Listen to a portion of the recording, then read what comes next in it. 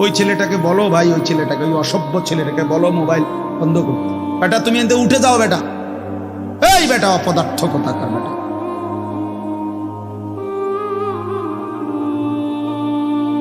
চিন্তা করছেন নি? ওরে দুইবার বললাম। আর এইটাই জীবন। কিছু ছেলে পেলের জীবনে এমন, এরা এত শক্ত হয়। এরা কত হইলো, হুজুর তোর আব্বাও যদি কয় আমি লড়তাম না, আমি যেমন আছি। হ্যাঁ, এটা সাংঘাতিক, জানেন না? কিছু ছেলে পেলে এমন শক্ত হয়ে যায়, কলিজা পাথর হয়ে যায়।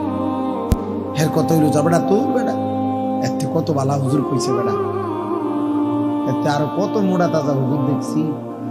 আমার লড়াই তারছে না, 1.5 বিঘা হুজুর আইছে, বাটফার লড়াই। আস্তাগফিরুল্লাহ, আস্তাগফিরুল্লাহ। রাগ হইও না বাপ, আমি বললাম আমি ফেরাইতে চাই, এই জন্য আমি একটু শক্ত।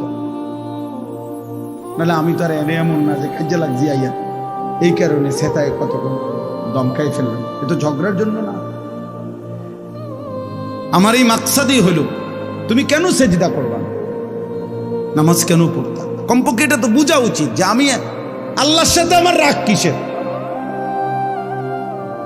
এটা তো কোনো যুক্তিতে ভাই, একেবারে সামান্য বিবেক যদি থাকে, আল্লাহর সাথে রাগ করব কেন? তিনি আমার সব কিছু দিছেন, ঠিক না?